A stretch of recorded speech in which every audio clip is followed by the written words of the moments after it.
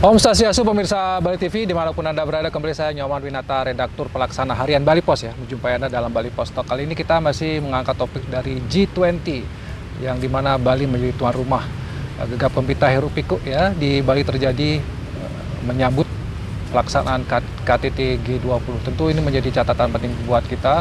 Ada dampak ekonomi, dampak sosial, mungkin politik, dan mungkin juga budaya. Kita akan mewawancarai Bapak Nyoman Mardika, beliau adalah aktivis LSM, mungkin mempunyai pandangan yang berbeda dari pelaksanaan KTT G20 di Bali. Kita sapa dulu narasumber kita. Om Swastiastu. Om Swastiastu, Om Swastiastu pemirsa Bali TV. Ya, gimana kabarnya, sehat ya? Sehat, astungkara. Dan tentu sebagai aktivis LSM juga mengamati ya, pelaksanaan dari G20 di Bali. Kalau Pak Mardika dampak, kita bicara dulu ya, dampak. Mungkin tidak ekonomi, tapi dampak sosial, politiknya gimana nih bagi Bali? Ya, bagi Bali secara keseluruhan, pasca pandemi ya, yang hampir 2 tahun, pandemi COVID-19, itu kan harapannya adalah ada semacam pertumbuhan secara ekonomi, terutama di sektor pariwisata Bali secara keseluruhan. Ya. Karena selama lebih daripada 2 tahun masa pandemi, ekonomi Bali terpuruk terutama di sektor pariwisata.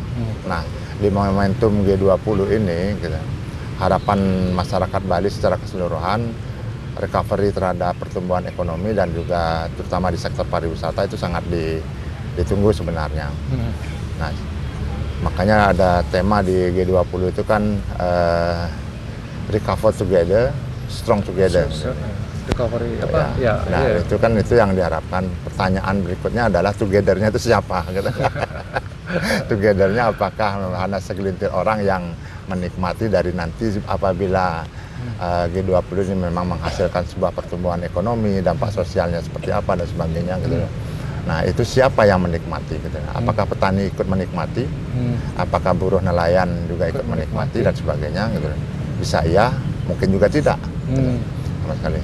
Karena ketika kita berbicara tentang sektor pertumbuhan ekonomi, itu yang menikmati hanya segelintir orang, mungkin di pemilik-pemilik di sektor jasa pariwisata itu saja. Sedangkan petani-petaninya masih terbelakang secara ekonomi dan sebagainya. Nah, itulah yang kita harapkan apabila memang nanti diharapkan G20 ini bermanfaat bagi Bali secara keseluruhan, harusnya dinikmati oleh kelompok-kelompok yang termarginalkan di Bali selama ini. Gitu. Misalnya yang sangat kontradiktif adalah ketika kita mencoba berusaha untuk adanya pertumbuhan ekonomi, kan tadi berbicara tentang 3 hal pokok yang dibicarakan tentang agenda G20 adalah arsitek kesehatan, transformasi digital, dan transisi energi. Nah, pertama kita bicara tentang di sektor kesehatan, gitu. Sektor kesehatan masyarakat, misalnya secara di Indonesia secara keseluruhan, misalnya tentang BPJS saja. BPJS kan hampir setiap warga negara wajib terdaftar sebagai anggota peserta BPJS kesehatan. Gitu. Nah, tapi faktanya apakah semua masyarakat bisa menjangkau itu semua? Gitu. Apakah semua masyarakat sudah diikutsertakan dalam BPJS? Kalau sudah semua, apakah semua sudah tercover? Misalnya penyakit-penyakit yang memang diderita oleh kelompok-kelompok marginal. Nah, faktanya ini tidak terjadi sepenuhnya. Misalnya mereka sudah tercover oleh BPJS Kesehatan, tapi hanya penyakit-penyakit tertentu saja. Ini tidak terpenuhinya tentang arsitek kesehatan tadi. Gitu. Dengan pembangunan rumah sakit yang begitu marak dilakukan khususnya di Bali. Misalnya ada rumah sakit yang baru dibangun di kawasan Sanur, tapi yang sudah terjadi di kesehatan itu yang dibiayai yang melalui program KEK ya. Nah, KEK ya. Dan yang terjadi justru malah sebaliknya, yang sudah terjadi adalah pem-PHK-an 300 karyawan yang di Bali Beach itu. Nah, walaupun bahasa pemerintah melalui Kementerian BUMN akan dipekerjakan, tetapi sesuai dengan kebutuhan dan sebagainya. Yang kami sayangkan adalah tidak boleh ada pendampingan secara perjanjian kerja. Gitu. Nah, itu yang kami dengar seperti itu. Nah, ini sudah kritik kami. Oke, pembangunan infrastruktur kesehatan itu penting, ya penting bagi publik. Tapi bisa dijangkau oleh semua publik yang ada di Bali pada khususnya. Gitu. Nah, kami tidak yakin pembangunan rumah sakit internasional yang sebagai bagian infrastruktur pembangunan kesehatan Bali agar nanti orang Bali tidak lagi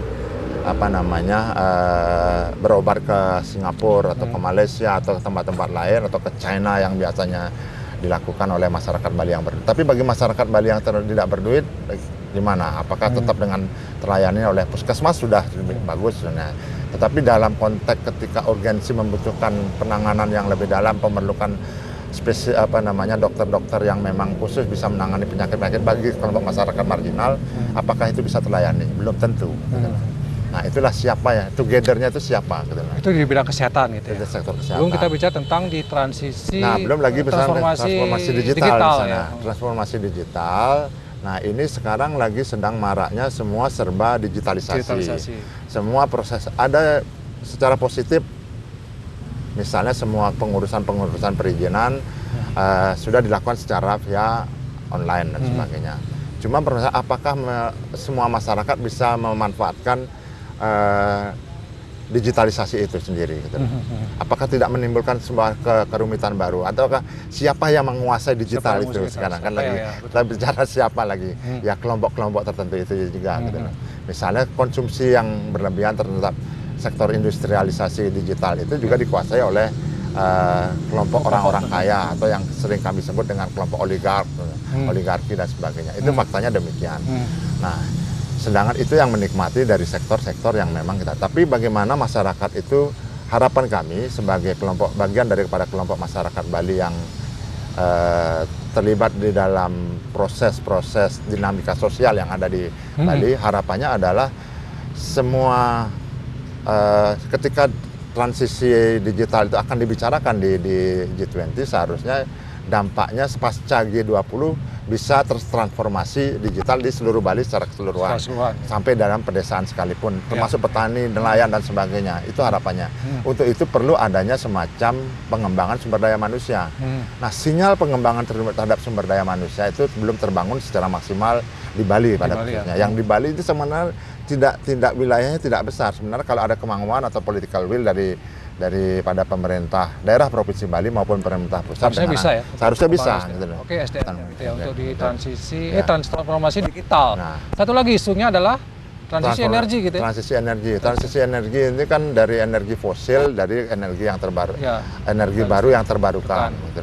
Nah, energi yang baru terbarukan ini jangan salah diterjemahkan. Gitu, misalnya kita contoh di G20 mempromosikan mobil listrik misalnya, yang dianggap ada meminimalisasi polusi dan sebagainya. Tapi yang perlu kita coba cermati secara bersama-sama, listrik itu sumbernya dari mana? Ya, listrik sumbernya dari pembangkit listrik yang pembangkit tenaga listriknya masih juga banyak menggunakan fosil, misalnya batu bara. Termasuk juga ketika menggunakan baterai. Nah, baterai lithium itu sumbernya dari mana? Dari nikel.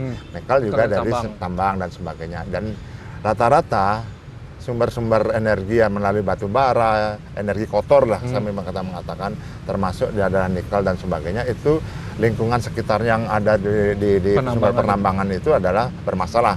Baik itu dari aspek lingkungan maupun aspek sosial maupun ekonomi. Gitu. Warga kebetulan adalah kami dengan teman-teman sedang mengadvokasi di wilayah-wilayah itu. Nah, itu yang harus kita pahami dan ketika kita berbicara sinergi, oke, niat bagus itu kita apresiasi, tetapi dampak-dampak itu juga harus kita perhatikan. Ya, berarti kalau begitu misalnya G20 ini pelaksanaannya tidak lebih hanya mungkin seremonial ya mungkin. Ya, seremonialnya pun secara ekonomi hanya menguntungkan kelompok-kelompok tertentu gitu ya. Bagi saya itu seremonial dan tapi tidak ada dampaknya seperti bagi saya hanya lip service gitu bahasanya. Lip service bagi saya G20 di 20 hanya arisan aja. Arisan yang sifatnya global. Gitu ya. Karena begini, G20 itu memang melibatkan 20 negara. Tetapi yang perlu dipahami adalah yang menentunya adalah negara-negara yang tergabung dalam G7, G7 negara-negara maju. Itu yang mengendalikan negara-negara besar yang mengendalikan G20. Misalnya katakanlah, kalau kita masyarakat memahami secara luas, 5 investor terbesar di Indonesia itu siapa? Gitu. Tiongkok, Singapura, Jepang, Korea Selatan, dan Malaysia. Nah, 2 diantaranya adalah negara Asia Tenggara. Tapi mereka tidak tergabung di dalam G20. Ini ya bahasa kritik dari kawan-kawan dari Malaysia, jangan gagah-gagahan lah Indonesia, orang investornya juga banyak dari kami, kan begitu bahasa sederhananya. Nah, itulah yang jadi bagi kita. Jadi momen G20 kami dari kelompok masyarakat sipil tidak akan mengganggu apapun terkait dengan agenda G20 itu sendiri. Cuma berikan kami wilayah untuk menyampaikan kebebasan berekspresi. Apakah kebebasan menyampaikan pendapat di hari ini sangat terbatasi oleh kebijakan-kebijakan yang dibuat oleh negara melalui aparatur keamanan maupun aparatur di sektor informal seperti adat. Desa adat juga dilibatkan untuk membatasi ruang gerak wacana yang berbeda. Ya, untuk membatasi ruang gerak dan kritikal terhadap agenda-agenda G20. Itu yang kami kritik. Padahal teman-teman dari aktivis sebenarnya ingin menyampaikan wacana yang berbeda di G20 ini sebenarnya. Kami ingin mencari. Tapi itu dilarang ya sekarang. Tapi sudah dilarang, surat larangannya sudah keluar. Tidak hanya surat edaran dari Bapak Gubernur yang membatasi tentang kegiatan-kegiatan masyarakat, tetapi juga diterjemahkan oleh aparat keamanan. Jadi diskusi-diskusi, apalagi aksi gitu. Diskusi aja udah tidak diperkenankan. Diskusi ya nggak boleh ya? Nggak boleh, termasuk yang melalui struktur masyarakat adat dan sebagainya. Nah, pada kesempatan ini kalau mungkin bisa kami menghimbau, bukalah ruang bagi kami kelompok masyarakat sipil untuk memberikan ekspresi kami terkait dengan agenda-agenda G20. Wacana kritis, wacana yang berbeda. Ya, wacana yang berbeda, wacana yang memang bagi kami ini positif bagi pada publik. Silakan masyarakat yang menginterpretasikan atau yang menafsirkan apakah ini baik baginya, tapi ruang itu jangan ditutup. Nah, itu yang kita bisa harapkan melalui publik yang ada di Bali dan juga kelompok-kelompok pembuat kebijakan baik secara formal maupun informal, terutama di Ida Jero Bedesa, Sanewang yang Titiang, di Ampura, teman-teman tiang yang membuat diskusi jangan dihalangi, karena kami hanya bersisa mengkritik dan sifat kritik kami itu sifatnya konstruktif, tidak ada hal yang sifatnya kriminal yang kami lakukan. Kalau kriminal silahkan ditangkap dan sebagainya sesuai dengan hukum yang berlaku, tapi itu tidak akan kami lakukan. Tapi kritik dan kebebasan menyampaikan pendapat, terutama di momentum G20 itu, mohon Ida Jero Bendese, aparat keamanan, Bapak Kapolda dan Bapak Gubernur, masuk Presiden Joko Widodo, berikan kami ruang untuk bisa menyampaikan ekspresi kami terkait dengan agenda-agenda itu. Sekali lagi, kami bukan penjahat, tapi kami adalah warga Indonesia, warga Bali yang memang peduli terhadap Bali, peduli terhadap Republik yang kita cintai. Baik, terima kasih Pak Mardika atas wacana berbeda yang diberikan ya. Ternyata memang pelaksanaan G20 ini banyak hal yang perlu kita pikirkan, tapi jangan sampai hanya sekedar menjadi arisan ya, hanya formalitas, lip service. Tapi, nah itulah pentingnya mungkin ada kelompok-kelompok berbeda dari aktivis LSM untuk memberikan wacana-wacana yang berbeda dari apa yang disampaikan oleh pemerintah, sehingga kita masyarakat mempunyai gambaran yang utuh ya Pak Mardika ya. Tapi ini sayang sekali kalau misalnya terjadi pemberangusan atau ya penghambatan daripada diskusi. Mudah-mudahan ini didengar oleh aparat sampai ke juru berdesa yang ada di tingkat desa ini, supaya juga memberikan ruang kepada aktivitas melakukan diskusi untuk menyampaikan wacana yang berbeda dari G20 ini. Demikian Bali Post Talk kali ini, saya ucapkan terima kasih atas perhatiannya. Saya tutup dengan Parma Santi, Om Santi. Terima kasih, sampai jumpa.